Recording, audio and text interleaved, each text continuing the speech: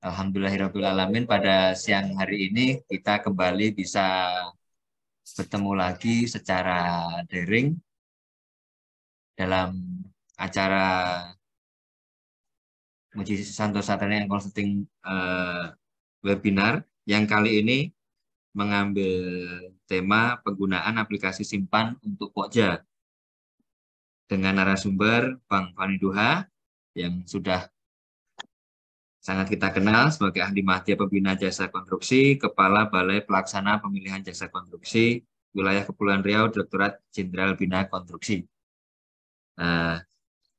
Terima kasih juga kepada Muji Santosa Training and Consulting yang untuk kesekian kalinya saya diberi kesempatan untuk menjadi moderator dalam acara webinar.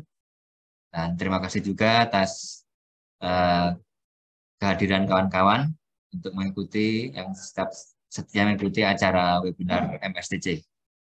Dan untuk mengetahui lebih banyak lagi tentang apa itu simpan, aplikasi simpan, dan bagaimana aplikasinya kita sebagai Pokja maupun sebagai PP untuk menggunakan aplikasi itu, kita simak bersama pemaparan dari Bang Fani Duha. Sebelum kita mulai acara kali ini, marilah kita berdoa menurut keyakinan kita masing-masing. Berdoa dipersilahkan. Terima kasih. Selanjutnya layar dan waktu kepada Bang Fani Duha dipersilahkan. Baik, makasih banyak Pak Satriotomo. Bismillahirrahmanirrahim. Assalamualaikum warahmatullahi wabarakatuh. Selamat siang, selamat sore Bapak Ibu semua.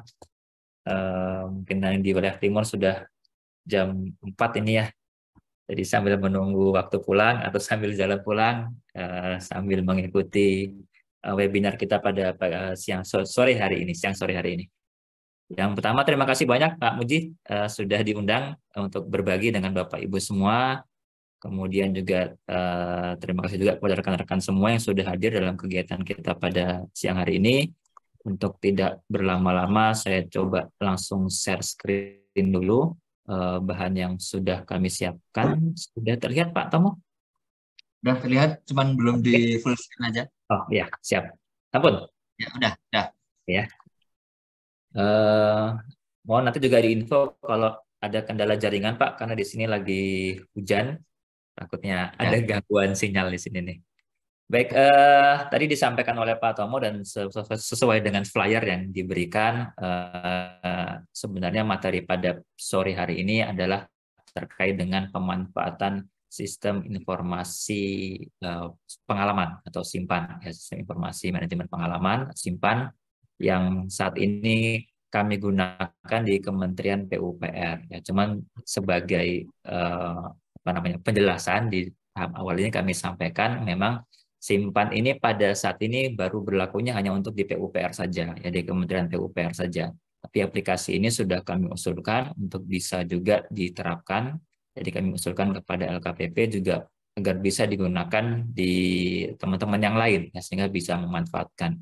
Karena bagaimanapun kami melihat kita butuh ada satu sistem informasi yang memudahkan kita untuk melaksanakan proses evaluasi pengadaan, baik itu pengadaan pekerjaan konstruksi maupun untuk pengadaan seleksi jasa konsultasi. Dan memang perkuatannya itu bisa dari sisi percepatan, ya bisa juga dari sisi peningkatan validitas hasil evaluasi. Ya, jadi dari sisi kualitasnya didapat, dari sisi percepatannya atau efisiensi waktunya juga didapatkan. Nah, baik Bapak Ibu semua, sebelum memulai lebih lanjut, izinkan memperkenalkan diri terlebih dahulu, meskipun mungkin sudah beberapa kali mengisi kegiatan di webinarnya Pak Muji. Nama kami Fani Duha, saat ini sebagai Kepala Balai Pelaksana Pemilihan Jasa Konstruksi untuk wilayah Kepulauan Riau. Sini ada nomor kontak saya, silakan bisa menghubungi kami via WhatsApp lebih lanjut. Kalau nanti ada diskusi terkait dengan simpan atau lainnya, bisa menghubungi kami di 0813 7619 2983. saya coba mulai dulu Bapak Ibu semua ya dengan apa ya penjelasan atau dengan latar belakang lah ya. Kenapa kita di saat ini ya di zaman ini perlu untuk memanfaatkan namanya teknologi informasi ya. Di zaman sekarang ini kita rasanya semua orang sudah melek teknologi informasi ya. HP dan HP kita selalu terhubung dengan dunia internet. Nah, kenapa kemudian tidak kita manfaatkan ya perkembangan teknologi tadi tidak kita manfaatkan untuk melaksanakan proses pengadaan barang dan jasa ya. Dulu kita melaksanakan PBJ secara manual ya. Kita sediakan kotak di depan kantor kita untuk para peserta menyampaikan dokumen, kemudian mereka datang langsung dengan membawa hard copy dokumen disampaikan di situ. Ya, tapi kemudian sudah bergerak maju ya, menggunakan melalui sistem. Nah, sekarang pemanfaatan depan akan jauh lagi ya memanfaatkan teknologi informasi ini untuk melakukan atau untuk memperkuat proses evaluasi ya. Mungkin nanti ke depan semua sudah base system ya. Jadi tidak ada lagi Pokja melakukan evaluasi secara manual, mencocokkan data sendiri, mencari data-data kebenaran sendiri, melakukan proses pembuktian sendiri. Mungkin ke depan semuanya sudah akan base system ya, sehingga kita tinggal klik-klik saja udah keluar tuh hasil pemenangnya. Nah, harapannya mungkin ke depan akan seperti itu. Tapi di saat ini kami menemukan ada beberapa kendala dalam permasalahan PBJ yang khususnya dilaksanakan di PUPR, yaitu misalkan terkait dengan tadi ya dua hal lah utamanya, masalah kebenaran datanya dan yang kedua adalah masalah kecepatan waktunya. Di kami Bapak Ibu semua di PUPR rata-rata pelaksanaan proses tender pekerjaan konstruksi itu biasanya memakan waktu antara 35 sampai 50 hari ya. Jadi hari kalender ya. Jadi 1 bulan sampai dengan 1,5 bulan. Nah, ini kan cukup tidak efisien ya, apalagi kalau dibandingkan dengan saat ini ada namanya tren repeat order lah atau e-katalog malah yang bisa selesai dalam waktu 3 hari sudah bisa berkontrak. Nah, ketika dibandingkan dengan sistem pengadaan seperti itu, tender ini menjadi sangat tertinggal ya. Kemudian juga dari sisi tadi kebenaran datanya ya, kita seringkali di challenge terkait dengan seolah-olah proses tender itu hanya memprioritaskan kebenaran dokumen administrasi saja ya, tidak melihat kepada kebenaran real di lapangannya. Nah, dua kendala itulah yang kemudian mendorong kami di PUPR mencoba mengembangkan sistem pemerintahan berbasis elektronik ya pada jasa konstruksi. Nah, di sini ada beberapa sistem Bapak Ibu semua yang kami kembangkan dan memang harus diakui sistem ini menimbulkan banyak ini juga nih ya, banyak hal yang harus dipelajari kemudian dan banyak sistem lah yang kemudian harus dibuka, di input datanya dan sebagainya. Nah, ke depan tentu saja harapannya semua sistem ini menjadi terintegrasi. Ya, itu nanti ke depan kita akan merencanakan ada sistem informasi jasa konstruksi terintegrasi namanya, SIJKT. Ya. Tapi nanti tapi pada saat ini masih berjalan masing-masing nih ya. Misalkan pada hari ini kita saya coba menjelaskan terkait dengan pemanfaatan simpan ya sistem informasi pengalaman, di mana di dalam simpan ini sudah terdapat daftar pengalaman badan usaha dan daftar pengalaman tenaga ahli ya. Jadi PUJK dan tenaga ahli itu mereka kita minta untuk menginput data-data pengalaman kerja mereka ya, sampai dengan hari ini gitu. Jadi pengalaman mereka mulai dari mereka melaksanakan pekerjaan pertama kali sampai dengan hari ini kita minta mereka untuk input itu di dalam sistem. Manfaatnya apa ya, dengan sudah terinput di sistem pengalaman ini bisa kita lihat dan tidak bisa diubah lagi dengan diubah oleh peserta ya. Sering kita menemukan terutama terkait dengan pengalaman tenaga ahli ya. Sering kita menemukan kasus ada tenaga ahli ketika ditawarkan untuk paket SDA, ya pengalamannya semua tiba-tiba pengalaman atau referensinya semuanya terkait dengan pekerjaan-pekerjaan keairan. Ya. Tapi begitu ada paket lagi, nanti paket jalan, nah tiba-tiba di tahun yang sama pengalamannya berubah ya menjadi pekerjaan-pekerjaan jalan. Nah, itu yang kita coba kita coba selesaikan ya, kita coba upayakan solusinya dengan menggunakan simpan ini. Jadi ketika penyedia jasa tenaga ahli itu sudah input data disimpan, itu tidak bisa seenak hati diubah datanya. Jadi ketika sudah diinput data si A ini adalah di tahun 2022 bulan Mei dia mengerjakan pengalaman di bidang bendungan misalkan. Nah, itu tidak bisa kemudian serta-merta diganti ketika dia mau ikut lagi tender paket jalan, kemudian diganti ya data di bulan Mei 2022 pengalamannya menjadi pengalaman di bidang jalan. Itu nggak bisa seperti itu.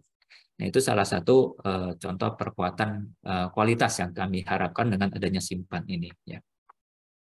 Kemudian sistem yang kedua ini terkait dengan repeat order. Ya, kami juga karena sudah cukup mulai berjalan nih ya penerapan repeat order di PUPR untuk jasa konsultasi dan untuk yang pekerjaan konstruksi di IKN. Kami juga merasa memerlukan pendataan. Ya, artinya kita mencoba memetakan sudah berapa penyedia ini sudah berapa kali mendapat repeat order gitu. Karena kan ada batasannya Bapak Ibu semua ya. Kalau Bapak Ibu mungkin sudah membaca terkait dengan repeat order ini ada batasannya, satu penyedia jasa itu hanya boleh ditunjuk maksimal 2 kali saja dalam 3 tahun. Kemudian juga ada sistem informasi MPK, material dan peralatan konstruksi. Nah, si MPK ini juga memang ini belum wajib ya, beda halnya dengan simpan tadi. Kalau simpan ini di kami di PUPR-nya sudah wajib ya. Jadi evaluasi pengalaman badan usaha sama evaluasi pengalaman tenaga ahli itu hanya bisa dinilai kalau dokumen penawaran yang mereka sampaikan itu data pengalaman yang dalam dokumen penawaran itu sudah tercatat di dalam simpan ya, sudah wajib nih kalau di kami.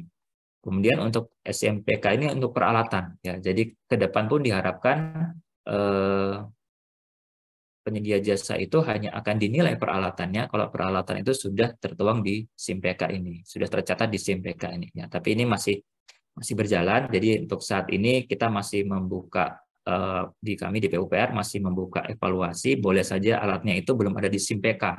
Ya masih alat yang dari di luar itu bisa digunakan.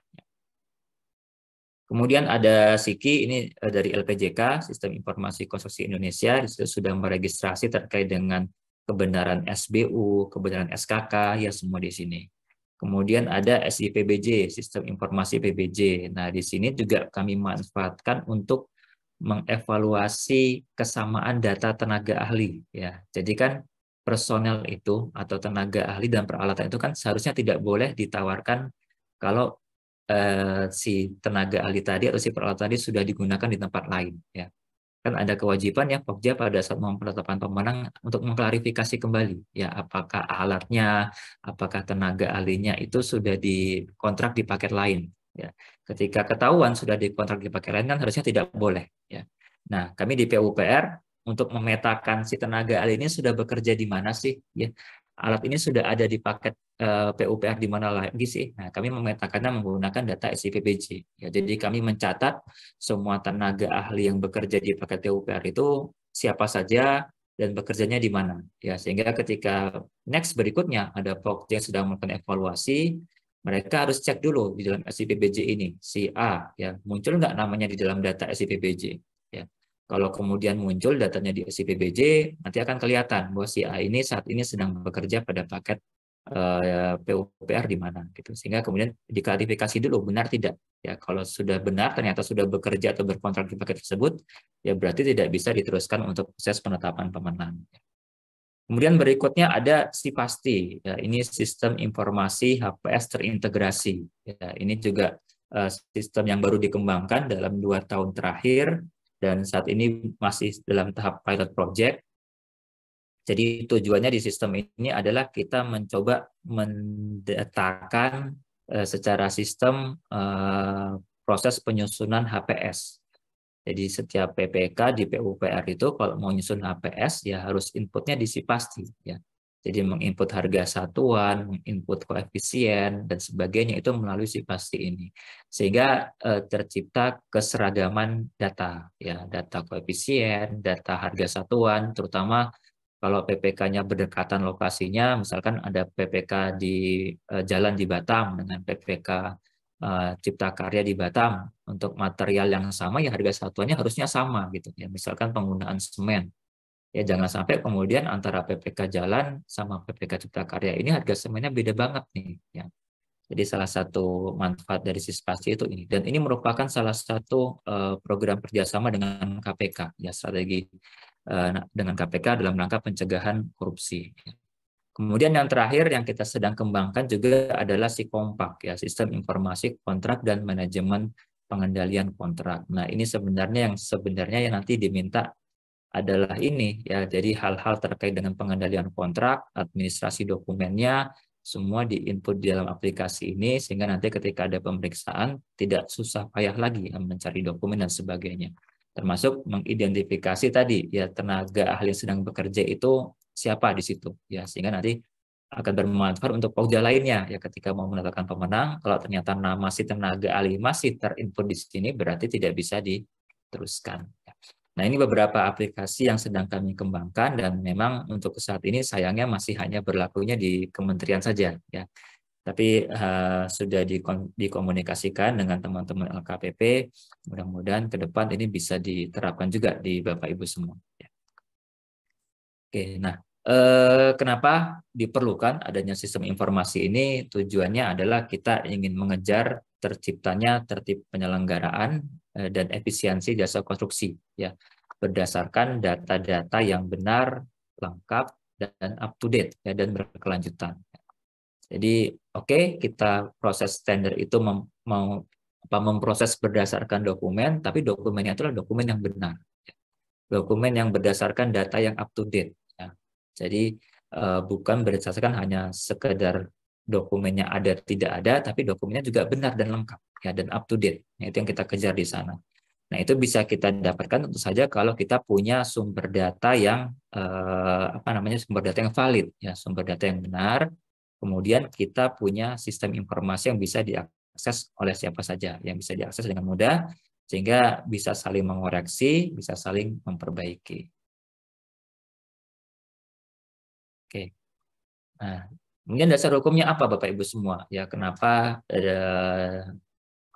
aturan ini kalau menurut kami ke depan atau sistem ini bukan hanya untuk Kementerian PUPR saja ya.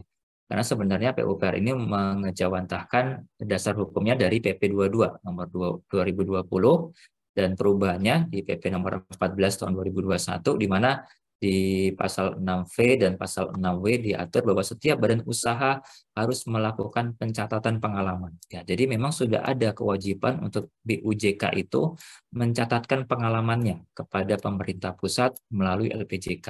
Ya, jadi memang simpan itu dikelola oleh LPJK Bapak Ibu semua. Ya, jadi simpan itu dikelola oleh LPJK dan LPJK merupakan perwakilan dari pemerintah pusat. Maka kemudian setiap badan usaha itu ya wajib melakukan pencatatan pengalaman di situ. Ya.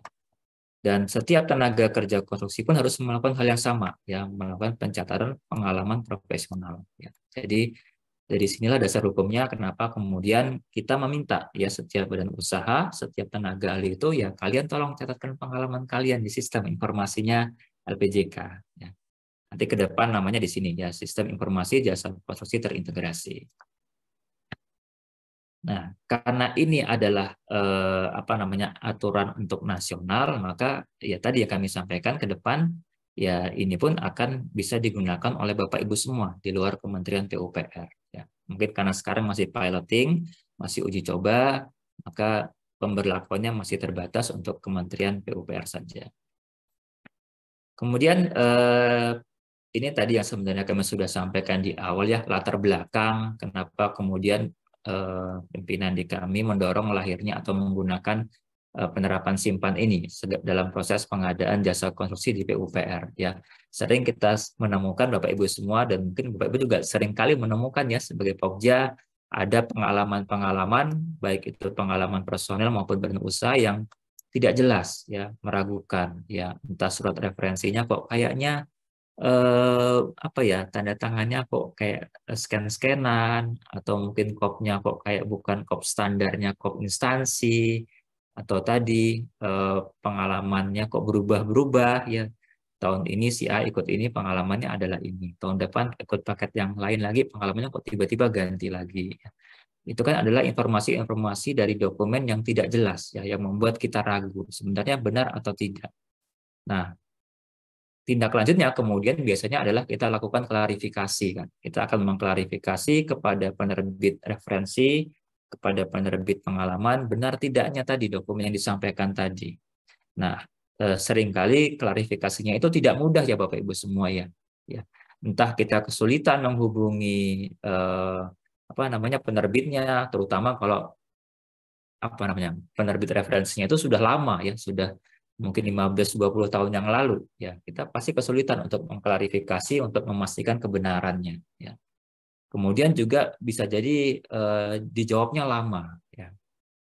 Kita kirimkan hari ini mungkin dijawabnya seminggu ya, atau malah tidak dijawab sama sekali ya, diterima tapi atau tidak ada tanggapan ya, sehingga sering kemudian Pokja di kami di PUPR ini menjadi ya galau nih istilahnya ya, mau diteruskan kok dokumennya meragukan, mau digugurkan tapi kok tidak ada yang membenarkan bahwa dokumen yang disampaikan itu tidak benar gitu, sehingga kemudian berdampak kepada tendernya, diskusinya menjadi lama ya, tendernya kemudian menjadi lama ya. Kemudian juga sering kita temukan nih ya, kita terkait dengan pengalaman pekerja atau pengalaman tenaga ahli, si penyedia jasa menyampaikan pengalamannya adalah di paket A, tapi ketika kita coba searching di SPSE ternyata kok nama paketnya beda ya, atau penerbit atau pemilik paketnya itu tidak seperti instansi penerbit referensinya ya, beda lagi ya kan, meragukan juga. Nah, kemudian juga masalah yang terakhir adalah tadi ya, Pokja menemukan hal-hal tadi, menimbulkan keraguan tadi, tapi ketika mau klarifikasi tidak tahu kemana ya, tidak ada nomor teleponnya lah, tidak ada nomor kontraknya lah ya, atau nomornya sudah tidak bisa dihubungi dan sebagainya.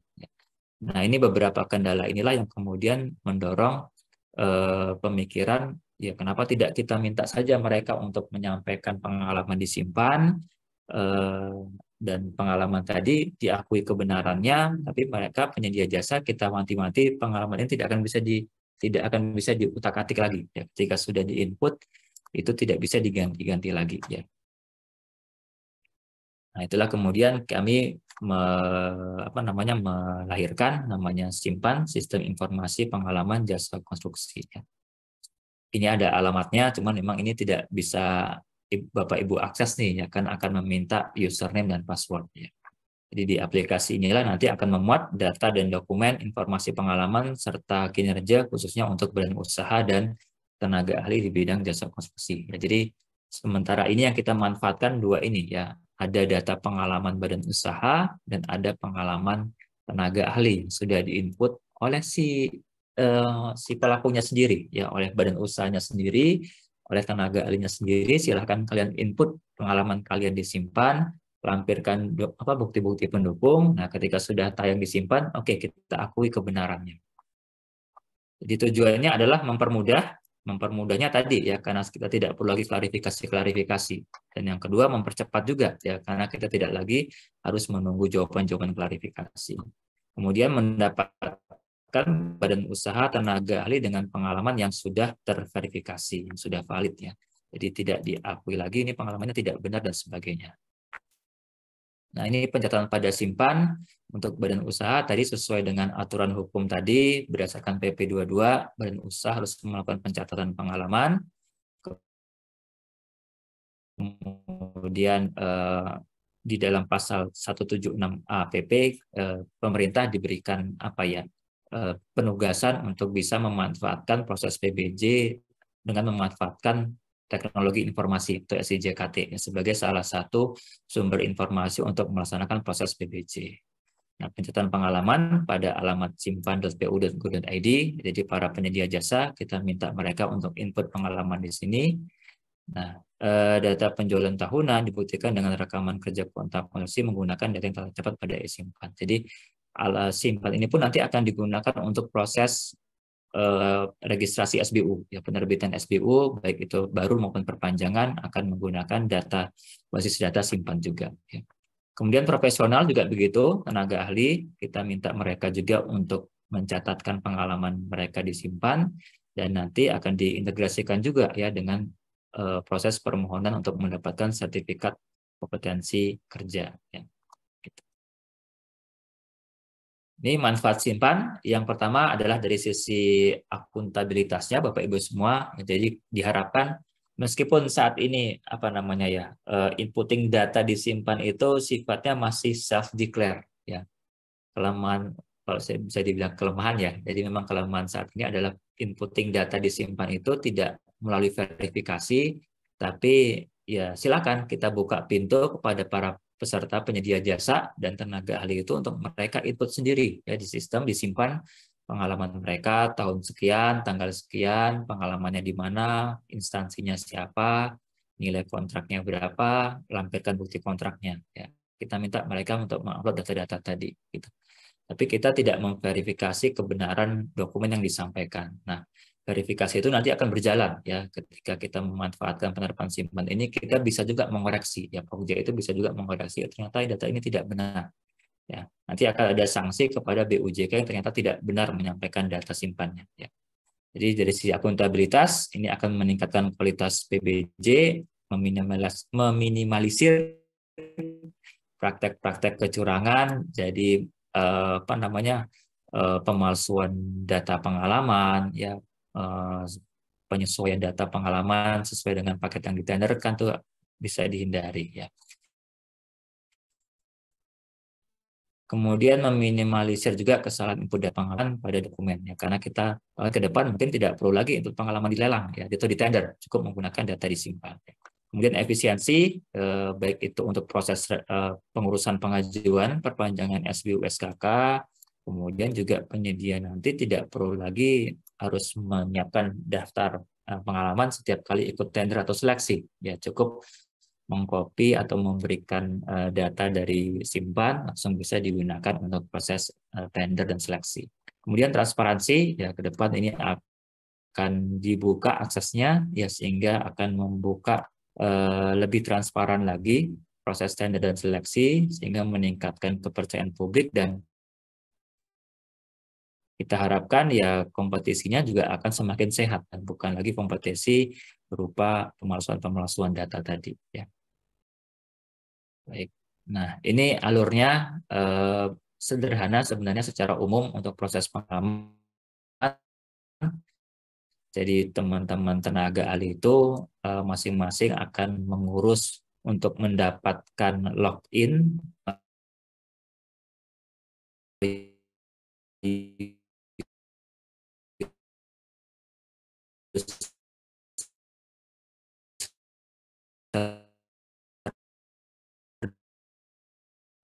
kalau sudah benar ya akan digunakan data di Siki tadi ya. Terus yang kedua, kalau memang datanya belum ada di Siki, si tenaga ahli tadi juga bisa menginput data pengalaman baru ya. Nah, keduanya ini harus dilengkapi dengan upload dokumen referensi, entah itu surat referensi atau kontraknya. Dan tadi yang kami sampaikan sifatnya saat ini masih hanya self declare ya. Jadi kita masih menekankan mencoba membangun trust kepada penyedia jasa ya, silakan upload data pengalaman sesuai dengan apa namanya yang mereka, data-data yang mereka miliki. Kita tidak akan melakukan verifikasi, tapi ingat ya, kalau nanti ternyata ditemukan data yang tidak benar, tentu akan ada sanksi-sanksi lebih lanjut yang akan diberikan. Nah, data sampai dengan hari ini 17 Juli Bapak Ibu juga bisa cek ya, total input pengalaman tenaga ahli yang sudah terdata itu ada 405.000 pengalaman ya, yang sudah disubmit itu baru 365.000-nya, masih ada yang belum submit lagi, ada sekitar 40.000 ya. Dan total tenaga kerja yang sudah menginput itu 56.000 sekian ya, tenaga kerja atau tenaga ahli sudah menginput datanya di simpan. Ini kami harapkan terus bertambah ke depannya sehingga semakin kaya sumber datanya, baik itu data tenaga ahlinya maupun data pengalamannya. Nah, data dan input itu ya mulai dari nama paketnya, ya tanggal mulainya kapan, tanggal selesainya kapan, jabatannya apa, lingkup pekerjaannya, ya, lokasi kerjanya di mana. Ya. Termasuk ada informasi terkait dengan ownernya. Ya.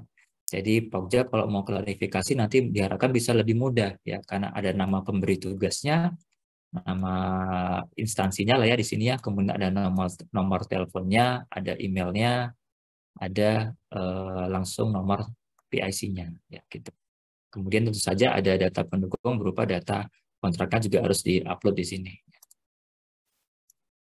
Oke. Nah, kalau BUJK prinsipnya hampir sama, bedanya adalah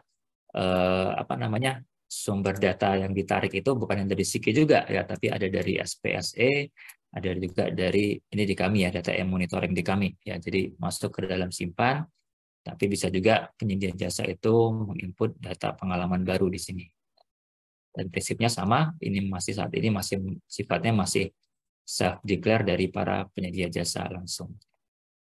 Dan data per hari ini untuk pengalaman sebagai main kontraktor yang kita data ada 115.000 pengalaman yang sudah disubmit ya, masih cukup sedikit ya, masih sekitar 60%-nya. 62.000 pengalaman yang disubmit ada 52.000, dan badan usaha yang sudah input itu dari sisi jumlahnya baru 8.615. Jadi memang masih cukup banyak nih ya, baik BUJK yang belum memanfaatkan simpan ya. Tapi nanti kalau sudah dibuka secara nasional, harapannya ya semakin banyak lagi nih ya peningkatan badan usaha yang input data di simpan. Nah, ini progresnya Bapak Ibu semua. Jadi terutama pengalaman tenaga ahli yang sudah cukup naik signifikan nih ya, dari bulan Oktober yang relatif lebih landai, tapi begitu diumumkan. Jadi sosialisasi penerapan simpan itu sudah mulai bulan September ini nih ya, September, Oktober, November ini sudah mulai sosialisasi penerapan simpan, dan baru kita terapkan secara aturan di PUPR di bulan April, dan penambahannya cukup signifikan ya data tenaga ahli. Kalau data pengalaman badan usaha ini masih relatif tidak terlalu banyak penambahannya ya. Karena mungkin pengalaman badan usaha kan tidak sebanyak pengalaman personel ya gitu. Oke, kemudian lanjut. Nah, ini kebijakan penerapan simpan di internal PUPR Bapak Ibu semua. Jadi ada surat dari Menteri PUPR tanggal 22 Juni. Jadi kami sudah mulai membangun komunikasi penerapan simpan ini yang mulai dari 22 Juni 2021. Kemudian mulai kita minta mereka untuk input di Oktober 2021. Ya, kita himbau lagi di 23 Mei 2022, dan kemudian kami terapkan dalam proses PBJ kami mulai 14 April 2023. Ya, eksekusinya di 17 April 2023. Jadi paket-paket yang dimulai di 17 April 2023 seluruhnya sudah menggunakan metode penerapan simpan ini ya, dalam proses evaluasi baik itu tender pekerjaan konstruksi maupun untuk seleksi jasa konsultasi konstruksi. Nah, realnya seperti apa? Jadi realnya, realisasi atau penggunaan di lapangannya secara nyata adalah kami menerapkan simpan ini untuk evaluasi pengalaman badan usaha maupun untuk evaluasi personel, ya baik itu personel manajerial pada tender pekerjaan konstruksi maupun personel inti, ya tenaga ahli pada jasa konsultasi konstruksi. Ya. Baik itu untuk tender, penunjukan langsung, ataupun pelaksanaan pekerjaan rancang bangun, kami memanfaatkan pengalaman di simpan ini. Ya. Dalam melakukan evaluasi pengalaman, Pokja Pemilihan melakukan penelusuran data pengalaman yang tercantum dalam simpan ya, melalui SIPBJ. Ya. Jadi data simpan di LPJK itu ditarik ke SIPBJ. Nah, Pokja ketika mau mengevaluasi setiap pengalaman, baik itu usaha maupun tenaga ahli, harus dicek dulu ya. Jadi data yang disampaikan dalam dokumen dicek dari simpan. Ada nggak ini? Ya, sama nggak datanya? Kalau data dalam dokumen tidak ada, ya tidak bisa dilanjutkan evaluasinya. Ya, jadi harus dicek dulu kesamaan datanya.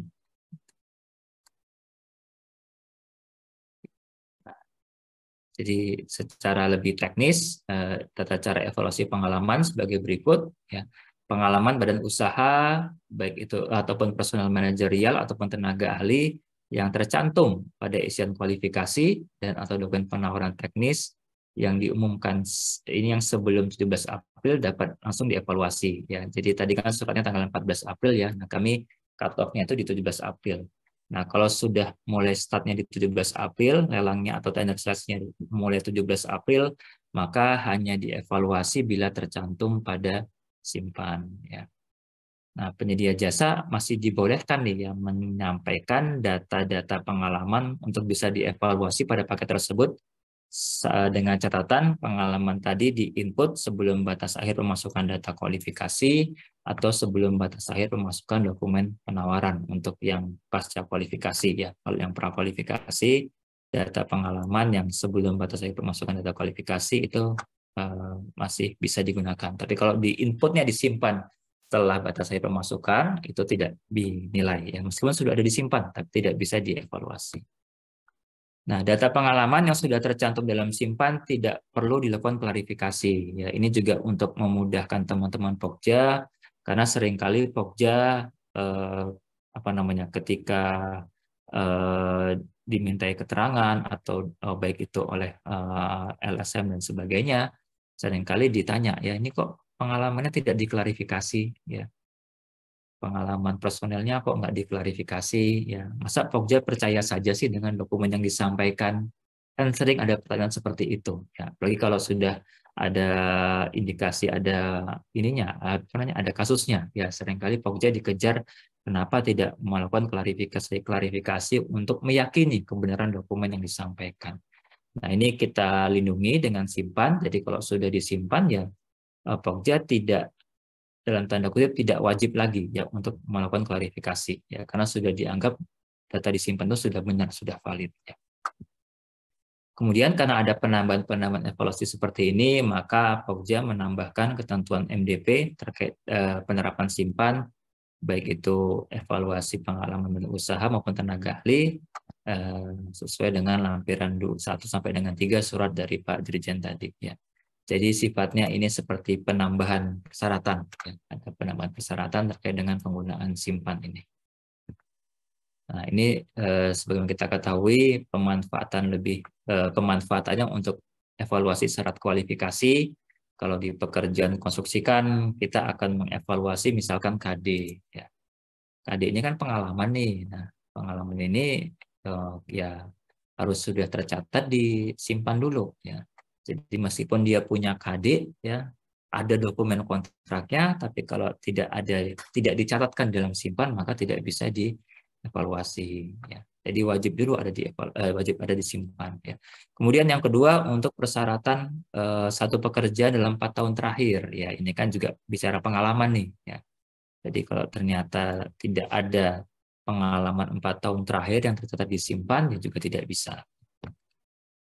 Kemudian SKP, nah ini ke depan juga akan bisa kita manfaatkan untuk menilai SKP, khususnya untuk menentukan seberapa besar kemampuan paketnya, KP-nya. Ya.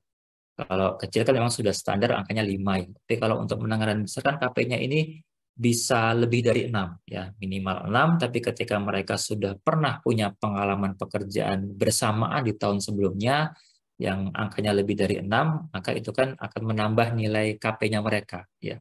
1,2 N berarti kan, jadi 1,2 kali 6 yang menjadi 7 tahun depannya juga bisa seperti itu. Nah, untuk mendapatkan data tadi ya kita bisa menghitungnya dari data disimpan ini ya. Data disimpan ini nanti akan kelihatan paket-paket yang pernah beririsan di tahun sebelumnya. Ya, apakah benar tahun sebelumnya mereka pernah beririsan melaksanakan 7 paket bersamaan misalkan. Kalau tidak ada disimpan ya tidak akan dinilai sebagai 6 ya kemampuan paketnya. Nah, untuk di jasa konsultasi juga akan digunakan, baik itu untuk pengalaman 4 tahun terakhir, pengalaman pekerjaan sejenis, ya, maupun pengalaman pekerjaan sejenis dalam 10 tahun terakhir. Ya. Jadi intinya data yang disampaikan dalam dokumen penawaran itu tidak akan cukup, tapi mereka juga harus input data disimpan. Ya.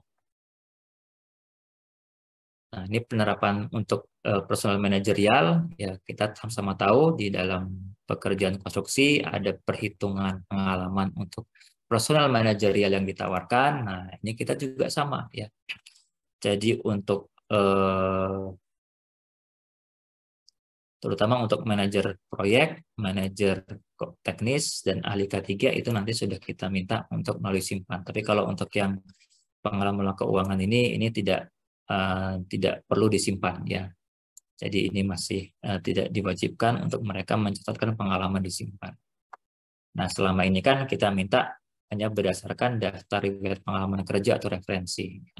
Cuma ternyata kan di lapangan banyak kita temukan DRH-nya ini berubah-berubah nih, ya, atau referensi-referensinya ternyata kita lihat kok dibuat sendiri ya oleh si tenaga ahli. Ya tadi misalkan tanda tangan PPK-nya kok kita tahu nggak seperti ini, kok jadinya seperti itu. Kemudian kop stempelnya kok nggak sesuai dengan yang kita tahu. Ya. Kan sering kita temukan seperti itu. Ya. Nah ini dengan simpan, kita sekarang wajibkan mereka ada dulu disimpan, ya baru bisa kita evaluasi. Ya ini tadi syarat kualifikasi. Kemudian ini syarat teknis, ya. Misalkan untuk menilai pengalaman badan usaha, ya tidak cukup lagi ya hanya dengan sekedar melampirkan bukti kontrak dan sebagainya. Ya, tapi tadi harus tercatat dulu di simpannya, ya tercatat dulu disimpannya, baru kemudian kita compare data, kita bandingkan data yang ada di dalam dokumen dengan data yang ada di dalam simpannya itu.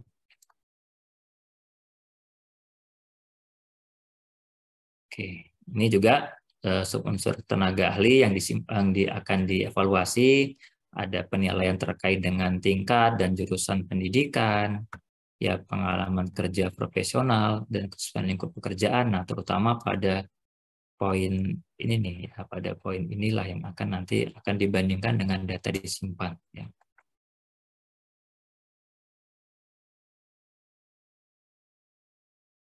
Oke, kemudian lanjut.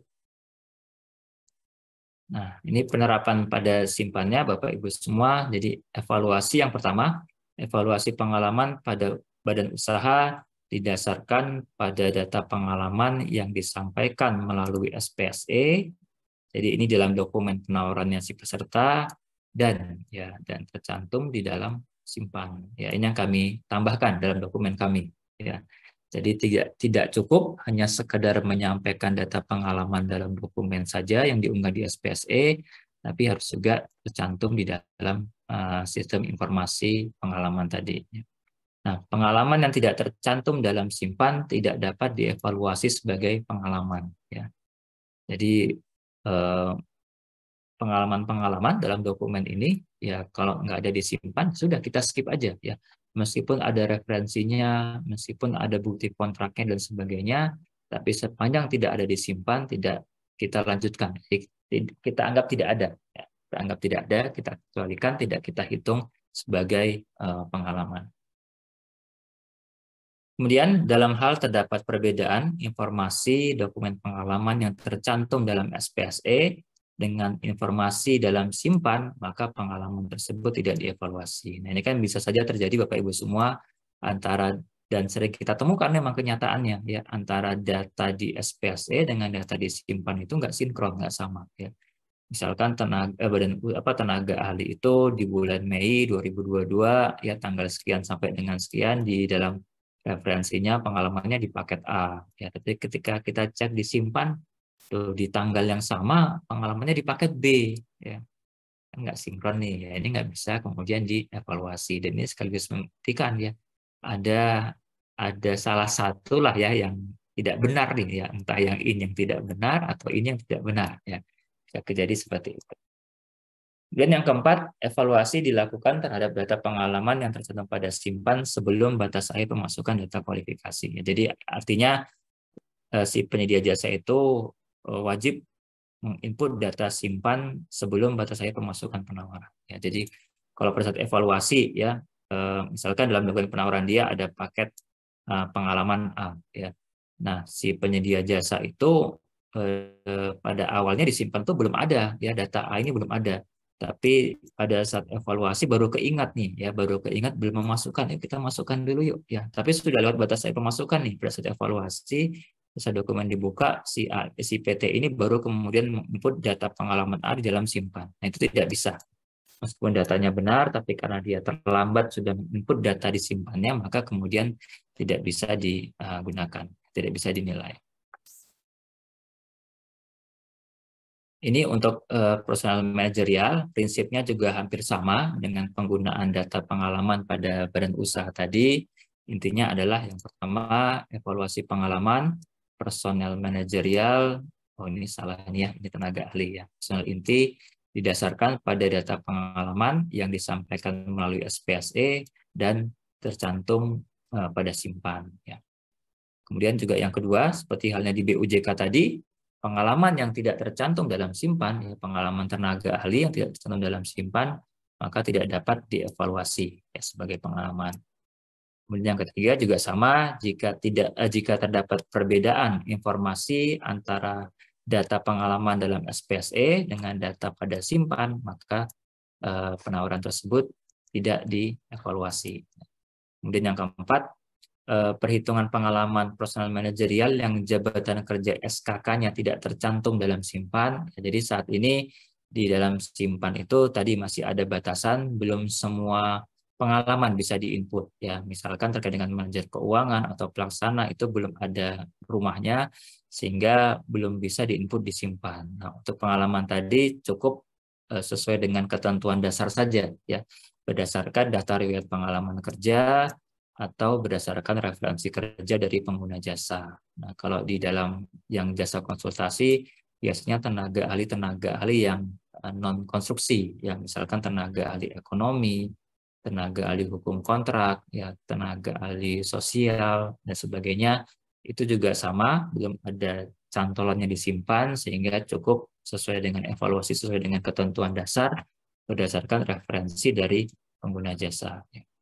Kemudian evaluasi dilakukan terhadap pengalaman sama seperti di halnya di badan usaha tadi sebelum batas akhir pemasukan dokumen penawaran. Nah, ini juga sama berdasarkan data yang tercantum dalam simpan sebelum batas akhir pemasukan penawaran.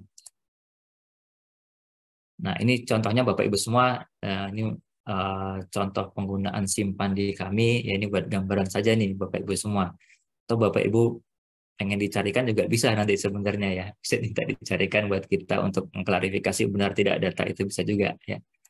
Ini contohnya data disimpan, diaksesnya melalui SIPBJ PUPR. Jadi ini juga hanya bisa diakses oleh Pokja kami saja. Jadi nanti di situ bisa kita Pokja akan mencari ya pengalaman badan usaha dan mencari pengalaman personel. Nah, ini misalkan pengalaman terkait dengan badan usaha. Ya, ada data nomor registrasinya, ada nama paketnya. Nah, ini nanti kalau diklik nama paketnya ini akan keluar dokumen-dokumen pendukungnya. Ya, akan keluar data lebih detailnya, nama instansinya siapa, ya, nama PPK-nya siapa, tahunnya kapan, yaitu semua akan muncul di situ dan termasuk bukti pendukungnya. Ya. Jadi lokasi pekerjaannya, ada subklasifikasi lingkup yang disyaratkan. Nah, ini kan akan memudahkan kita untuk melakukan evaluasi KD ya, karena sudah keluar subklasifikasinya, kemudian nilai kontraknya ya, kalau ada KSO-nya ini ada berapa persen dia porsi KSO-nya, siapa saja anggotanya ya, kemudian kalau ada subkon siapa saja subkonnya, sehingga Bapak Ibu juga bisa ngecek nih ya benar tidak misalkan ada penyedia jasa A ya, mereka dalam dokumen penawaran Bapak Ibu semua mengusulkan pengalaman di paket ini ya. Bahwa pengalaman mereka pernah sebagai subkon di pembangunan penyediaan air baku Semarang Barat. Nah, ini bisa dicek di sini ya benar tidaknya. Ya. Kemudian di sini ada instansi pemberi tugasnya. Jadi kelihatan data-data pengalaman brand usaha tersebut. Nah, untuk yang tenaga ahli juga begitu. Ya, ini contoh di data pengalaman tenaga ahli ada nama paket di mana tenaga ahli itu dipekerjakan atau ditugaskan, kemudian sebagai apa di sana ya sebagai ahli muda teknik bangunan gedung, misalkan nilai paketnya. Nah, ini ada. Nah, ini yang masih banyak salah nih biasanya di sini ya. Di sini harusnya tenaga ahli itu bukan mengisi nama penyedia jasa di mana dia bertugas ya, tapi harusnya mengisi data pemilik proyeknya atau pengguna jasanya siapa ya. Nah, umumnya memang tenaga ahli di sini masih mengisi data penyedia jasa yang menugaskan mereka. Ya mungkin ya nggak salah juga sih karena di sini kata-katanya pemberi tugas nih ya. Jadi ini perlu ada perbaikan ke depan. Kemudian ada informasi tanggal kontraknya ya mulai dari kapan. Ini juga biasanya belum benar nih ya, biasanya hanya sekedar input saja, tapi kalau dibuka dokumen pendukungnya ini baru nanti kelihatan. Ya. Nah, kemudian di sini ada data tanggal input disimpannya. Ya, ini nanti akan kita bandingkan datanya ini diinput sebelum atau setelah batas akhir pemasukan. Ya. Jadi kalau setelah batas akhir pemasukan maka tidak bisa dinilai lebih lanjut. Gitu. Oke, kemudian, nah ini contohnya ya. Jadi kalau diklik nanti akan muncul informasi bahwa rehab rumah dinas operasional T52 unit, tanggal mulainya bulan 12 Januari 2012, selesainya 23 Juli 2012 ya. Lingkup pekerjaannya sipil, jabatan yang disyaratkan pada saat atau jabatan yang disyaratkan pada saat itu adalah ahli muda teknik bangunan gedung ya. Kemudian SK-nya apa, nilai pekerjaannya 183 miliar ya, berita acara serah terimanya kapan gitu. Muncul di sini. Nah, ini bisa kita gunakan untuk tadi mengecek misalkan si ini ada sebenarnya ada namanya ini ya. Ini ada namanya nih. Misalkan namanya si A. Nah, si A ini kan sudah bekerja di tanggal sekian sampai dengan sekian di paket ini. Nah, kalau Bapak Ibu temukan ternyata si A ini pada rentang waktu ini bekerja di paket lain, nah itu kan akan menjadi pertanyaan sebenarnya. Ya, ya kok bisa dia bekerja di dua tempat pada waktu yang bersamaan? Ya, ini perlu jadi pertanyaan ya. Jadi hal yang bisa kita klarifikasi lebih lanjut dan bisa menggugurkan kalau ternyata data yang disampaikannya itu tidak benar. Kemudian juga terakhir pemanfaatan simpan ini sebenarnya bukan simpannya tapi SDPBJ-nya ya. Tadi kami sempat sampaikan di awal, kita bisa memanfaatkan juga untuk mengetahui tenaga ahli ini sedang bekerja di paket mana pada saat ini ya. Nah, ini karena kita sebagai Pokja kan ada kewajiban Bapak Ibu semua ya pada saat akan penetapan pemenang untuk mencari informasi atau mengklarifikasi lah ya bahwa personel yang mereka tawarkan baik itu personel manajerial maupun tenaga ahli personel inti itu tidak sedang bekerja di paket lain ya. Karena kalau yang ditawarkan itu sedang bekerja pada paket lain, maka tidak bisa dilanjutkan kepada proses penetapan pemenang ya. Hanya bisa ditetapkan sebagai pemenang apabila setelah klarifikasi tersebut sudah tidak terikat pada paket lain ya. Jadi ini kan perlu kita data juga nih ya. Jangan sampai si tenaga ahli ini ternyata saat ini ya sedang melaksanakan pekerjaan-pekerjaan lain dia di tempat lain ya. Bagaimana nanti dia membagi badannya dia kan di satu waktu mengerjakan dua paket sekaligus. Nah, ini di simpel ini juga bisa kita data. Misalkan ini ya, kita coba cari namanya, misalkan di sini, ini juga ada namanya sebenarnya ya. Nggak di aja ya, namanya siapa, ya atau dari nick-nya siapa, nanti akan muncul ya daftar pengalaman dia, termasuk daftar paket yang saat ini sedang dikerjakan. Ya. Misalkan ini ada paket ini ada namanya ini ya, saya lupa namanya ya. Ada si A, misalkan nick-nya seperti ini, NPWP-nya ini saat ini sedang mengerjakan paket di pembangunan stasiun pompa Ancol. Satkernya ini ada nama PPK-nya, nah ini dia asal nulis aja nih ya. Dia asal nulis ini. Tapi minimal kita sudah mengetahui bahwa si A ini saat ini sedang bekerja di sini loh. Nah ini kita klarifikasi ke PPK-nya. Ya. Benar tidak si A ini masih bekerja di sini? Kalau ternyata masih bekerja pada paket ini yang tidak bisa kita tetapkan sebagai pemenang di paketnya kita. Ya. Nah ini sudah kami lakukan. Ya.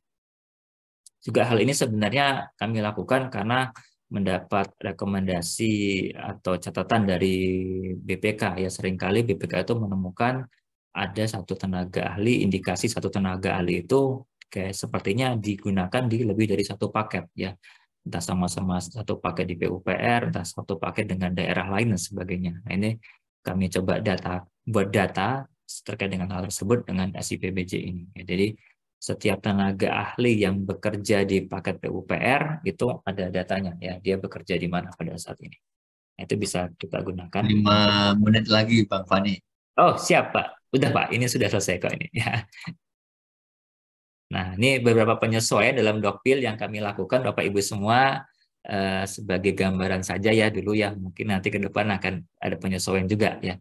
Misalkan terkait dengan pekerjaan korupsi, ya kami menambahkan di dalam dokumen kualifikasi di LDK-nya menambahkan ketentuan angka 14 bahwa persyaratan pada angka 5, 10, 11, 12 ini terkait dengan KD 4 tahun terakhir apalagi SKP, itu hanya dilakukan apabila pengalaman tersebut tercantum dalam simpan. Ini ditanya ya. Nomor 5 itu KD, 10 itu pengalaman 4 tahun terakhir, 11 itu juga pengalaman 4 tahun terakhir, 12 itu kualifikasi. Ya. Kemudian juga menambahkan di IKP, evaluasi persyaratan pengalaman dilakukan apabila pengalaman tersebut tercantum dalam simpan, ya sebelum batas akhir penyampaian penawaran. Ini kita tambahkan ketentuan tadi di IKP. Oke, saya rasa itu Pak Tomo, Bapak Ibu semua, sekilas pandang mengenai penerapan pemanfaatan teknologi informasi, khususnya simpan di kami, mulai dari latar belakang, maksud dan tujuan, sampai dengan penerapannya pada hari ini. Mudah-mudahan, saya nggak tahu, ini dirasa bermanfaat atau tidak nih buat Bapak Ibu semua. Kalau dirasa bermanfaat, mudah-mudahan LKPP bisa segera menindaklanjuti untuk bisa digunakan juga ya di Kementerian Lembaga dan Perangkat Daerah. Demikian kami kembalikan ke Pak Tomo untuk sesi diskusi. Terima kasih banyak. Baik, terima kasih Bang Fani. Ya. Ini kita langsung lanjut ke pertanyaan chatting ya, karena belum ada yang raise hand ini. Ini yang dari Pak Ahmad Ainul. Data pengalaman yang disimpan, aplikasi simpan, ini bedanya apa dengan yang ada di Sikap gitu? Karena yang di Sikap juga datanya belum tentu valid. Tanggapan Betul. beliau. Ya, kemudian yang kedua ini dari Pak Yuda, minta disimulasikan ini pengecekan pengalaman Oh, di aplikasi simpannya. oke. Kemudian untuk pertanyaan yang ketiga, kapan ini diwajibkan untuk dipakai aplikasi simpan ini untuk dipakai untuk di seluruh Pokmil itu. Ya. Nah, terus yang keempat ini, tiga dulu lah ya, Oh, siap, tanggapan Bapak. Menteri. Ya. Baik, Bapak Ya, Ibu silakan semua. Pak Tony. Nah, ya, makasih Pak Tomo. Pertama tadi dari Pak Ainul ya, terkait dengan data pengalaman ya, apa bedanya dengan yang di Sikap. Nah, kalau kemarin sih kendalanya adalah karena kami belum bisa narik data dari Sikap langsung nih ke simpan gitu. Harapannya sih ke depan karena kalau sudah, karena kan sekarang kan sistemnya ini kan yang simpan ini kan dikelola oleh PUPR Pak, ya oleh LPJK.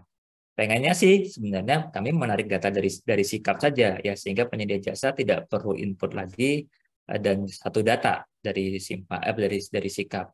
Cuman sekarang karena kami belum bisa menarik data dari sistemnya LKPP, nah kami ya sekarang masih mewajibkan untuk penyedia jasa jadinya input lagi nih ya, input sendiri data mereka di Sikap ya, mereka mungkin input untuk kebutuhannya LKPP, nah untuk kebutuhannya PUPR mereka juga input data juga. Memang itu dari sisi apa namanya, kenapa kemudian penyedia masih masih perlu untuk menginput data disimpan ya, meskipun mereka sudah punya data di Sikap ya. Kemudian yang kedua juga memang ya tadi yang kelemahan masalah verifikasi ini ya, harusnya kan memang bisa jadinya saling melengkapi ya, harusnya ya, ketika data disikap dengan data disimpan ini sudah bisa diintegrasikan nantinya, ini kan bisa saling mengoreksi ya, mana sebenarnya data-data yang sinkron ya antara simpan dengan sikap. Kalau sinkron berarti ya kita bisa percayai itulah, tapi kalau ternyata datanya beda nih antara sikap dengan simpan, ini akan menjadi tanda tanya ya, bisa menjadi salah satu cara untuk verifikasi. Karena memang verifikasi ini jadi masalah juga sih Bapak Ibu semua ya. Kalau diserahkan kepada Pokja, PPK untuk memverifikasi kan banyak sekali ya. Ada puluhan ribu pengalaman tenaga ahli, ratusan ribu pengalaman tenaga ahli yang kalau diserahkan verifikasinya ke PPK untuk saat ini ya agak sulit nih. Tapi mungkin nanti kalau ke depan itu menjadi suatu kewajiban ya, maka mungkin bisa sambil jalan, bisa sambil diverifikasi ya. Tapi karena selama ini belum ada kewajiban itu, kan sudah ada sekian banyak pengalaman nih yang belum terverifikasi. Nah, karena tidak mungkin kita verifikasi sendiri ya, maka ya sekarang sistemnya masih self declare nih ya. Kita sekedar kita hanya sekedar memberikan peringatan lah ya, bahwa dan ada sanksinya tentu saja ya, ketika ternyata kemudian terbukti tidak benar, maka sanksinya misalnya diturunkan dari simpan atau dikenakan blacklist dan sebagainya, ada sanksi yang mengatur demikian ya, sehingga kita harapkan dan kita juga menginginkan ya penyedia jasa ini inputnya data dengan data yang benar gitu, bukan data yang palsu ya, sebagaimana kekhawatiran kita semua juga ya gitu. Nah, kemudian juga untuk mengantisipasi kekhawatiran Pak Ainul, ya sebenarnya bisa juga ya Bapak Ibu ketika data pengalaman ini sudah ada disimpan, mau diklarifikasi pun masih memungkinkan ya. Tapi yang disebutkan tadi tidak perlu dilakukan klarifikasi itu sebenarnya untuk melindungi Pokja aja ya, bahwa Pokja itu tidak wajib lagi nih ya, tidak wajib. Sebenarnya sih dari awal tidak wajib ya, tapi seringkali kan pandangan orang itu kan meminta Pokja itu karena mereka menentukan pemenang paket ya harus benar-benar meyakini semua dokumen yang disampaikan peserta itu kan benar kan. Seringkali kan pandangannya seperti itu tuh. Nah, artinya setiap pengalaman, setiap baik itu pengalaman tenaga ahli maupun pengalaman personel seolah-olah harus diklarifikasi dulu, ya harus dipastikan kebenarannya dulu. Nah, dengan simpan ini adalah untuk memudahkan tadi. Jadi ketika sudah disimpan, secara aturan sudah mengatur tidak perlu lagi klarifikasi. Sudah diyakini kebenarannya lah. Tapi kalau Pokja mau melakukan klarifikasi karena menemukan mungkin karena tadi kan ya, karena sifatnya ini masih self declare, kemudian Pokja menemukan kok ada pengalaman yang ini kan pengalaman paketnya di kami nih. Kami ingat nggak ada ini si penyedia jasa ini atau si tenaga ahli ini, nah, bisa diklarifikasi. Nah, ketika diklarifikasi tidak benar itu bisa melaporkan, tersimpan, nah, nanti bisa ditindaklanjuti gitu ya. Itu mungkin ya. Kemudian simulasi nanti saya coba simulasikan. Sebelumnya kemudian ada satu lagi tadi ya Pak Tomo ya terkait dengan kewajiban untuk penggunaan simpan. Nah, kalau di kami sudah wajib ya. Kami ini di Kementerian PUPR maksud saya ya, di Kementerian PUPR itu sudah wajib sejak tanggal 17 April 2023 dan dalam pelaksanaannya ya di awal-awal sempat banyak kasus penyedia jasa gugur ya, banyak penyedia jasa gugur sehingga bahkan sering ada beberapa paket itu yang gugur semua nih penyedia jasanya, entah karena pengalaman dan usahanya tidak masuk disimpan atau tenaga ahlinya nggak ada disimpan, akhirnya harus diulang lagi. Memang ini konsekuensi di awal ya, artinya ada proses harus mengulang lagi dan tentu saja itu membutuhkan waktu lagi kan pada akhirnya kan. Tapi sekarang berjalan ini sudah 2 bulan 3 bulan sudah berkurang lah kejadian tender gagal karena tidak ada yang input disimpan ya. Masih menyisakan mungkin ada 3 atau ada 4 penyedia jasa yang sudah input disimpan ya, sudah mulai teratur untuk menginput data disimpan. Nah, semakin ke depannya semakin hari kami harapkan ini semakin banyak datanya ya, semakin banyak penyedia jasa yang sudah input disimpan ya, sehingga nanti ketika dinasionalkan digunakan diterapkan untuk nasional data-datanya sudah lebih lengkap ya, BUJK-nya sudah lebih banyak, tenaga ahlinya juga sudah lebih banyak gitu ya. Jadi kalau ditanya kewajiban saya belum bisa menjawab, tapi intinya adalah kami sudah koordinasikan dengan teman-teman LKPP ya. Dan teman-teman LKPP pun welcome untuk mempelajari lebih lanjut potensi penerapannya ke seluruh ya kementerian, lembaga dan perangkat daerah. Gitu mungkin Pak Tomo, sambil saya coba simulasi dulu apa gimana nih? Ya, silakan Bang Fani. Oke, ya. Cuman simulasi juga ini mohon maaf tidak bisa apa ya Bapak Ibu sorry. Bapak Ibu ini juga nih ya Bapak Ibu praktekkan langsung enggak, tapi sekedar tahu saja ya.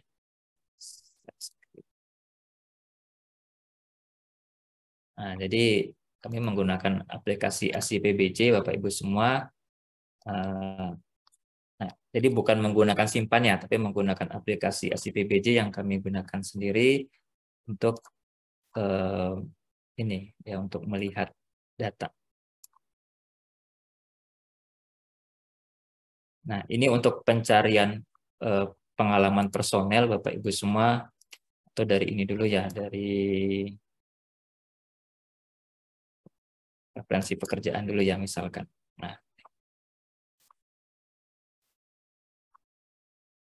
sorry.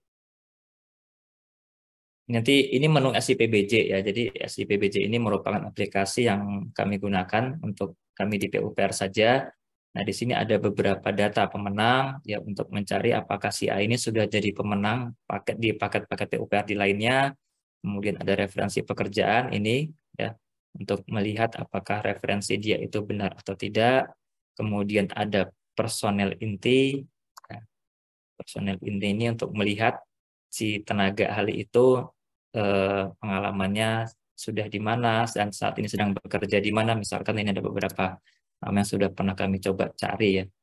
Kali cari aja nih. Ada beberapa nama kan, ada tadi kan kata kuncinya Dwi Prasetyo ya. Ini ada beberapa orang yang menggunakan nama Dwi Prasetyo, ada nicknya, ada NPWP-nya, ya. Kemudian jabatannya saat ini nama paketnya. Ini ada tahunnya ini. Ini kalau digeser ke kanan akan kelihatan nah tahunnya ya 2003. PT PBJ-nya BP2JK mana ya, tahun anggarannya tahun berapa, PPK-nya siapa, tanggal inputnya siapa ya. Jadi kita bisa mengetahui nih ya, kalau Bapak Ibu sekarang misalkan ada paket yang menawarkan si Erlangga Dwi Prasetyo. Ini statusnya saat ini mungkin sedang bekerja di paket ini ya, perlu diklarifikasi ya. Jadi ada juga pengalaman-pengalaman di 2022. Nah, ini berarti sudah pengalaman nih ya. Jadi kalau pengalaman ini ada di dalam simpan ini berarti sudah bisa digunakan ya, sudah bisa dinilai lebih lanjut ya. Pengalaman personel. Peralatan juga sebenarnya sudah ada ya, peralatan utama. Tapi ini juga belum ada. Ya. Coba bentar ya. Ya, ada nggak? Kayaknya belum ada yang input kalau peralatan ini.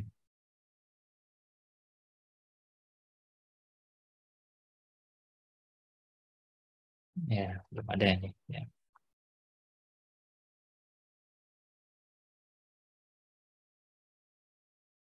Nah, ini Mungkin data bisa simpan. kita pending dulu Bang Fani. Ini ada yang Oh raise ya, hand dari siap. Pak Bernard.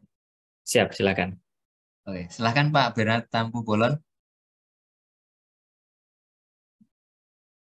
Oh, ini komputer saya internetnya putus. Ya. Silahkan di unmute Pak Bernard.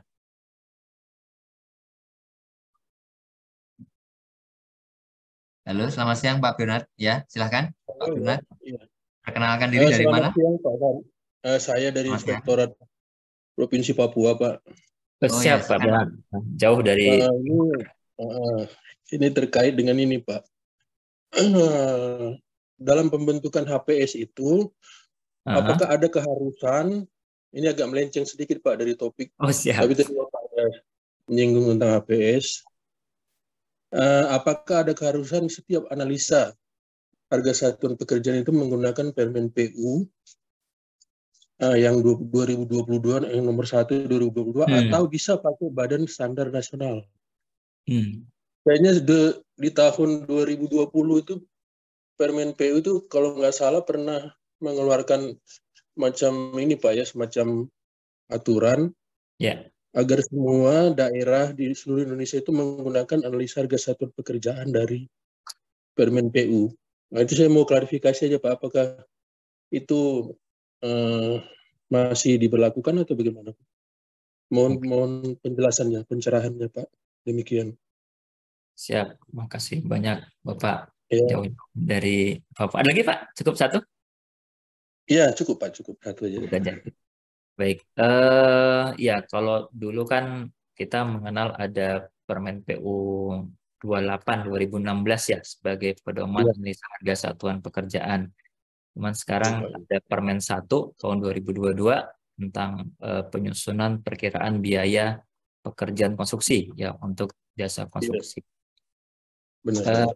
Nah, secara umum sebenarnya Pak, Permen tadi merupakan pedoman atau acuan untuk PPK dalam menghitung atau menyusun HPS. Nah, memang koefisien ini kan sebenarnya sifatnya relatif Pak ya, bergantung kepada bagaimana metode kerja ya, bagaimana asumsi metode kerjanya, bagaimana asumsi lokasi pekerjaannya dan sebagainya. Jadi banyak variabel-variabel yang kemudian membentuk koefisien tadi. Kalau di kami Pak, penerapannya di PUPR pada prinsipnya adalah sebaiknya menggunakan koefisien di dalam Permen PU 1 tadi ya. Kecuali Bapak Ibu punya koefisien yang lebih efisien ya. Jadi kalau koefisien yang Bapak Ibu gunakan itu bisa lebih efisien dari koefisien di dalam Permen PU 1, menurut hemat kami tidak akan bermasalah ya. Tapi kalau menggunakan koefisien yang lebih besar daripada koefisien Permen 1, nanti khawatirnya Pak dianggap ada ada proses ketidakefisienan di sana. Jadi HPS-nya itu akan menjadi lebih tinggi daripada ketika seharusnya menggunakan permen PU dalam penyusunannya. Begitu Pak. Jadi memang sebenarnya ya. Ya, berarti Pak, maaf Pak, saya potong. Ya. Berarti kalau misalkan ada dari penyedia menggunakan apa SNI masih Badan Standar Nasional itu yang tahun 2008, 2002 itu masih apakah koefisiennya ada banyak perubahan sehingga tidak efisien, atau kita bisa apa kita harus, tapi tidak ada kewajiban untuk mengharuskan ini Pak ya, menggunakan analisa dari Kemen PUPR Pak ya, nggak ada keharusan. Kalau untuk PPK Pak, kalau untuk PPK iya, ya kalau untuk PPK iya. Tapi kalau untuk penyedia jasa Pak tidak ada keharusan Pak. Kalau untuk PPK? Iya, kalau PPK sih dalam menyusun HPS itu menggunakan Permen 1, kecuali tadi ya ditemukan ada koefisien yang bisa lebih efisien penggunaannya. Itu silakan digunakan. Tapi kalau koefisiennya itu membuat lebih boros dalam penyusunan HPS-nya, ya sebaiknya jangan digunakan. Ya, tetap mengacu ke Permen 1. Tapi kalau teman-teman penyedia jasa, Pak, itu mereka tidak terikat dengan Permen 1. Ya, jadi mereka bisa saja menyusun koefisien sendiri berdasarkan pengalaman mereka di lapangan, ya, atau mereka ada metode mereka sendiri gitu. Nah, itu silahkan. Jadi tidak mengikat harus mengikuti Permen 1, Pak.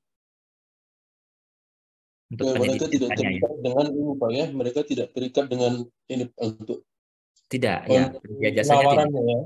Iya, betul. Nah, kalau penawarannya nanti di bawah 80%, Pak, barulah kita minta mereka untuk membuktikan tuh.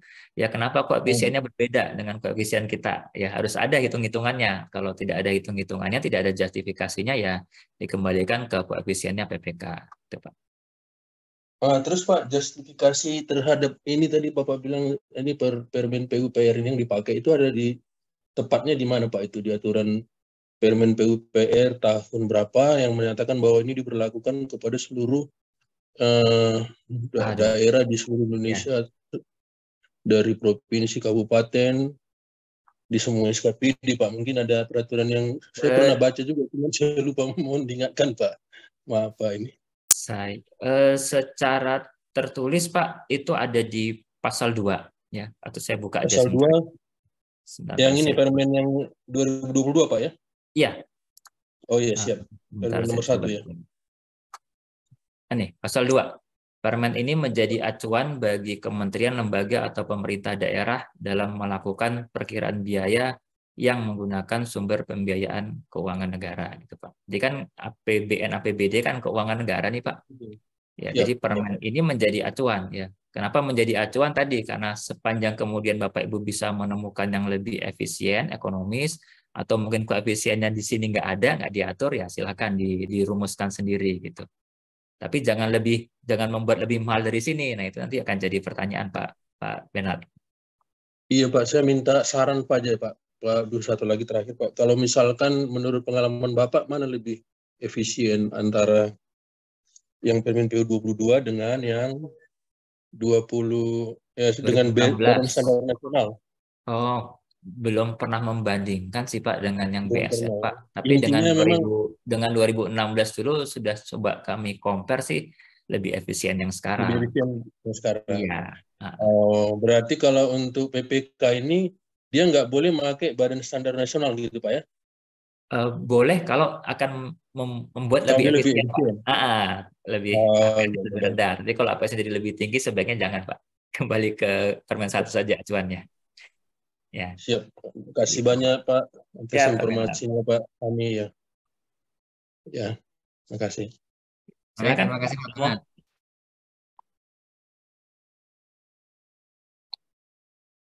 Masih di mute Pak Tomo. Ke-mute. Ini kaitannya masih sama simulasi aplikasi ini Mas. Ini kalau di paparan itu ya, itu kan simpan ini membantu sekali ke Pokja itu loh. Iya. Nah ini bisa nggak kalau ini kemudian diterapkan di kawan-kawan di daerah gitu? Apakah kawan-kawan di daerah juga bisa punya akses untuk di SIBJ ini. Ya. Ya. Nah, itu Pak sayangnya Pak. Sayangnya adalah hal ini belum dimungkinkan ya karena tadi dalam satu ya karena SIPBJ sendiri kan ini masih apa namanya merupakan sistem informasi UKPBJ-nya Kementerian PUPR. Jadi tidak dimungkinkan untuk diberikan akses untuk yang di luar Kementerian PUPR nih gitu. Yang kedua juga Simpan ini kan sifatnya masih persyaratan tambahan Pak ya, Pak Tomo, Bapak Ibu semua gitu. Ya. Namanya persyaratan tambahan ini kan sebaiknya tidak langsung digunakan oleh semua instansi gitulah. Jadi pilot project dulu di PUPR, nanti kalau sudah settle, sudah clear semua, baru kemudian bisa digunakan di teman-teman yang lain. Nah ini contohnya Pak Tomo, Bapak Ibu semua ya. Jadi di SIPBJ ini ada apa namanya ada pencarian untuk data simpan. Nah, data simpan ini nanti muncul ada pencarian pengalaman badan usaha maupun personel nih Pak, Bapak Ibu semua. Ya, usaha misalkan ya kita cari berdasarkan nama, misalkan apa Wijaya Karya gitu misalkan ya BUMN. Nanti muncul beberapa penyedia jasa dengan yang ada kata Wijaya Karyanya yang sudah input, ya entah Cakra Wijaya Karya, ada Wijaya Karya Persero dan sebagainya. Nah ini bisa kita buka satu persatu nantinya. Nah, ini keluar data profil Wijaya Karyanya dari akta, PJBU-nya siapa, PJTBU-nya siapa, PJSK BU-nya siapa, pengurus. Ya ini pengalaman yang kita cari di sini nanti kan. Pengalaman ini juga masih asal aja nih ngisinya nih ya. Coba dari yang paling besar. Ini contohnya tadi ya, Semarang, seterusnya. Gitu. Mungkin demikian Pak Tomo, kira-kira pemanfaatannya. Cuman ya tadi ya, mohon maaf ini belum masih sekedar contoh saja ini belum bisa diaplikasikan di Bapak Ibu yang lain. Iya. Berarti memang masih ini ya, masih tahapannya juga pilot project lah ya. Iya. Ya Iya. teman kalau Bapak Ibu mau sekedar tahu sih ya bisa-bisa aja minta tolong siapa Pokja PUPR untuk carikan data misalkan si A ini pengalamannya di mana gitu. Saya Iya. dijelaskan. Di situ enaknya sebenarnya. Kalau kita ternyata coba ke Siki atau kemana juga, itu ternyata harus punya user ID badan Iya, usaha. iya betul, betul. Iya. Terus terkait dengan pelanggaran tadi yang katanya eh, ada sanksinya, itu tertuangnya di mana? Nah itu Ada dasar hukumnya nggak? ya masih sekedar ini sih Pak, apa namanya di dalam panduan umum penggunaan simpan Pak ya. Jadi kalau secara aturan hukumnya saya juga belum melihat hal seperti tadi ya, tapi seingat saya ada ketentuan akan minimal akan diturun tayangkan dari sistem Pak sanksinya. Jadi ketika akan diturun tayang atau dibuka dari sistem ya berarti kan tidak bisa digunakan untuk mengikuti proses tender nih ya. Karena datanya hilang semua disimpan dalam berapa waktu gitu. Jadi belum sampai ke data sampai misalkan ke blacklist ke Inaproc dan sebagainya belum. Ya baru sekedar sanksi dalam lingkup disimpannya dulu nih. Gitu Pak. Kalau terkait sama pengalaman tenaga ahli ini kayaknya mungkin yang paling pas untuk verifikasi mungkin hanya PPK ya Pak. Karena yang Iya, ngeluarin referensi kan betul. PPK ya. Iya, betul. Jadi yang bisa menilai yang membenarkan langsung ya PPK itu gitu. Nah, kan sekarang kendalanya kan sudah berjalan sekian ribu paket Pak Iya, ya. apalagi Kemarin-kemarin kan. kalau pas Pokjanya evaluasi nih tenaga si A gitu mau verifikasinya nunggu harus ke Iya, klarifikasi ke betul. PPK-nya itu yang repot. Betul, betul. Iya. Oke. Baik, Bang Fani, ini ada raise hand dari Bang Beni Ehsan ini. Kita lanjut dulu ke Bang Beni ini. Silahkan Bang Oh Beni. ya, siap. Silakan Pak Beni.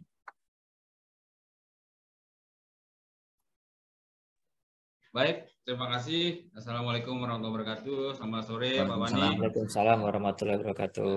Salam jumpa kembali. Ya, mohon izin nih, ingin coba minta penjelasan sedikit terkait dengan simpan nih, memang sangat menarik sekali. Dan mungkin saya anggap ini sangat membantu terutama untuk Pokja ya, seperti kami ini. Yang pertama mungkin begini Pak Wani, ini kan banyak fenomena-fenomena yang terjadi ini terkait Iya. dengan pinjam-pinjam SKK nih Pak. Ya. Kadang di tempat kami pun kami dapatkan saat evaluasi itu orangnya berada di Banten, kami di Kabupaten Sumbawa, itu berasal dari Banten, Sumatera, dan banyak sekali itu Pak. Nah, bagaimana kira-kira terkait dengan hal itu Pak? Mungkin ini minta pandangan sedikit. Nah, terus itu yang pertama Pak ya. Terus yang kedua ini terkait dengan untuk pengalaman, input pengalaman dalam aplikasi simpan itu sendiri. Kan banyak ini penyedia yang memang agak dipelesetkan sedikit dulu. Jadi kita meminta itu pengalaman sebagai pelaksana, dia sampaikan itu sebagai pembantu pelaksana gitu loh. Jadi di input dalam aplikasi apakah bisa itu jadikan pengalaman sebagai pembantu pelaksana itu Pak. Jadi karena ini sifatnya self declare, jadi pernyataan mandiri, input mandiri, sehingga itu akan sangat memberikan keleluasaan bagi ya penyedia-penyedia ataupun bagi pemilik SKK gitu Pak. Ya mungkin itu Pak Pani, mohon izin, mohon penjelasannya terkait dengan hal ini. Terima kasih Pak Pani. Baik, makasih banyak Pak Beni. Ya, yang pertama terkait dengan penggunaan SKK yang tidak benar. Kalau disimpan sih, kalau yang saat ini sih belum sampai ke sana Pak. Artinya belum sampai kemudian mendata si tenaga ahli ini dia punya sertifikat apa saja, SKK yang kualifikasi apa saja itu belum, keahlian apa saja belum ketarik data itu gitu. Jadi masih sekedar hanya melihat kebenaran pengalaman aja nih. Tapi saya pendapat sih ya, menurut saya juga harusnya bisa itu, karena kan LPJK kan sudah punya data ya si tenaga ahli ini punya SKK apa saja gitu. Jadi bisa juga ke depan ditarik tuh datanya itu, sehingga untuk menghindarkan kejadian-kejadian si namanya si A tapi orangnya di sini, SKK-nya di sana kan gitu Pak ya. Nah, minimal dari simpan ini kita bisa mengetahui adalah si A ini sekarang sedang bekerja di mana gitu Pak. Minimal itu dulu tuh ya. Karena kalau dia saat ini sudah kita ketahui sedang bekerja di Jawa Barat ya, proyeknya sampai dengan akhir Desember 2023, kemudian ditawarkan di tempat Bapak. Ya, terlepas dari masalah SKK-nya nanti bisa datang atau enggak, tapi kan kita sudah bisa gugurkan dulu ya. Karena ternyata si ini sudah bekerja di paket lain pada saat kontrak kita nanti akan dilaksanakan gitu. Jadi sudah berhenti dulu di situ. Jadi nggak bisa sampai dia kemudian nanti lanjut berkontrak di lapangan, orang yang nggak ada SKK-nya datang kan gitu Pak ya. Itu bisa dihindari gitu. Kemudian yang kedua tadi masalah pengalaman. Nah, ini juga memang untuk pengalaman pekerjaan konstruksi kan ya memang luas Pak ya ininya ya, luas pengertiannya ya. Jadi jabatan apapun kan bisa dinilai Pak, sepanjang pekerjaan tersebut merupakan pekerjaan dalam lingkup pekerjaan konstruksi. Entah misalkan kita minta sebagai pelaksana, nah pengalaman dia sebagai asisten bahkan sebagai tukang pun itu bisa diterima Bapak Ibu semua Pak Beni gitu. Sepanjang merupakan pekerjaan konstruksi gitu. Beda kalau pengalamannya di tenaga ahli ya itu nggak bisa digunakan gitu. Gitu Pak. Jadi jabatan tidak mengikat ya, tidak harus sama dengan yang kita syaratkan, tapi sepanjang merupakan pekerjaan yang dia laksanakan dalam lingkup pekerjaan konstruksi itu bisa dinilai Pak. Bisa dinilai. Nah, ya, fungsi simpan tadi adalah memastikan pengalaman itu benar nggak ada gitu kan. Begitu. Kalau ternyata pengalaman itu tidak ada ya tidak bisa dinilai. Jadi bukan terkait dengan jabatannya, tapi kebenaran pengalamannya itu ada atau tidak. Demikian Pak Beni. Baik, terima kasih Pak. Ya, jadi memang kita dalam evaluasi kadang kita tracking juga melalui Siki itu Pak. Siki benar nggak ini ada apa masih aktif nggak SKK-nya? Seperti itu dia Pak. Baik, terima kasih banyak. Ya mungkin ini juga Bapak Ibu semua Pak Beni, terkait dengan SKK ini kita harus hati-hati juga sih, karena kan SKK kan tidak dievaluasi Pak dalam proses standar seleksi Pak. Betul ya.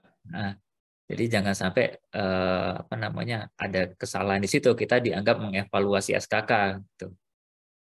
Iya betul Pak. Terus ini Pak terkait dengan begini. Kan ya KP-nya untuk penyedia ini kan ya bisa sampai 5 lah, yang kecil nih Pak.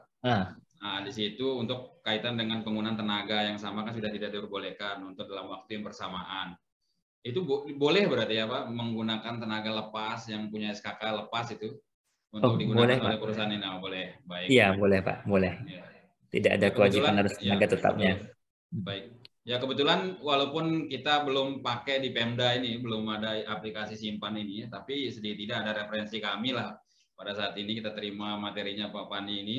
Dan Betul. mungkin di sistem juga Pak, di sistem juga itu sudah ini sekarang SPSE ini yang terbaru itu apabila penyedia menginput data di dalam data kualifikasi tenaga atau personil yang sama, maka muncul Pak merah itu. Sekarang Oke. ya kalau dulu kan belum Pak. Jadi Belum, baru ya 2003 betul. ini belum. Jadi alhamdulillah mungkin itu bentuk dari perbaikan sistem. Mudah-mudahan ini bisa berguna, bisa kita gunakan Pak untuk simpan ini.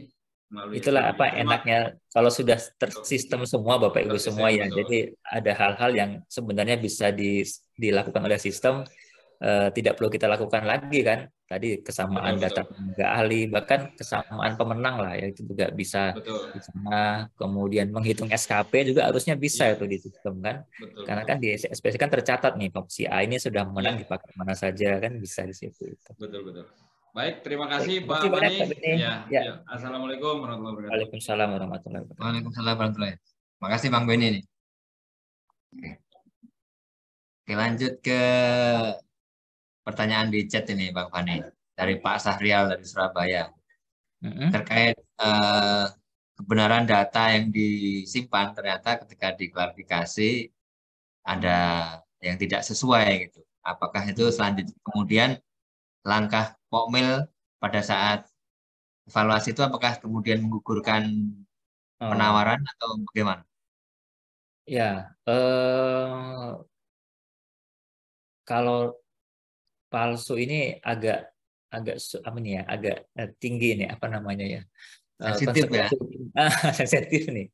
Jadi yang bisa menyatakan palsu itu dan yang bisa menuntut itu adalah pihak yang dirugikan nih. Jadi misalkan si tenaga ahli ini menyampaikan mereka punya pengalaman di pekerjaan A ditangani oleh PPKA, oleh PPKB, misalkan begitu ya. Nah, kita klarifikasi kan ke PPKB, ternyata tidak benar. Ya, kita tidak bisa serta-merta menyatakan referensinya palsu gitu ya. Tapi yang bisa kita sampaikan adalah referensinya tidak benar, ya, tidak benar sehingga digugurkan gitu.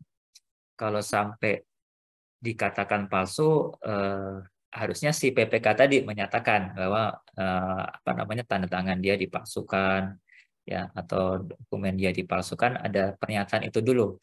Tapi kalau pernyataan tidak benar saja, bahkan ada yang berpendapat harus sampai putusan pengadilan dulu untuk mengatakan palsu atau tidak gitu. Jadi agak berat ininya tahapan kesananya gitu. Jadi cukup disampaikan ya, digugurkan pada proses tender gitu. Demikian sih Pak, memang kalau menurut saya ya. Iya. Paling bijak kita ngindarin ini ya, konflik istilahnya dengan para penyedia ya, karena kita masih ada di area yang sebenarnya bukan kewenangan kita ya. Betul.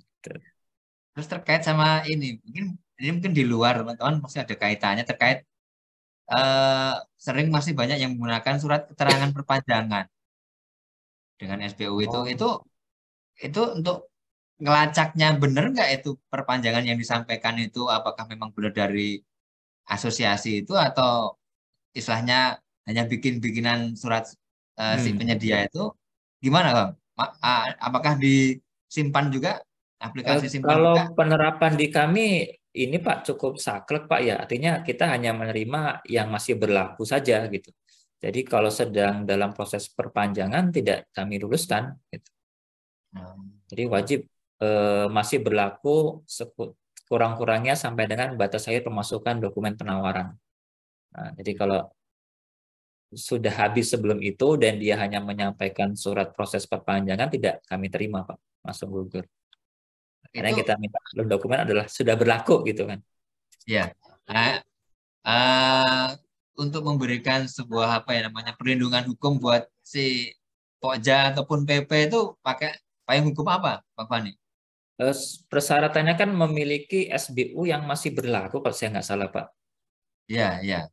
Nah, jadi kalau sedang dalam proses Perpanjangan perpanjangan kan artinya tidak berlaku, tidak berlaku. masih diproses Oh, gitu kan. Nah, gitu. Kami seperti itu Pak. Jadi nggak menerima surat perpanjangan dan yang lain variasinya karena banyak ya, ada surat perpanjangan dari asosiasi, surat ya. perpanjangan dari siapa lagi nggak Karena tahu kalau gitu. kita ngelihat tampilan suratnya ini kok kayaknya kopnya ini kayak akal-akalan Ah, gitu loh.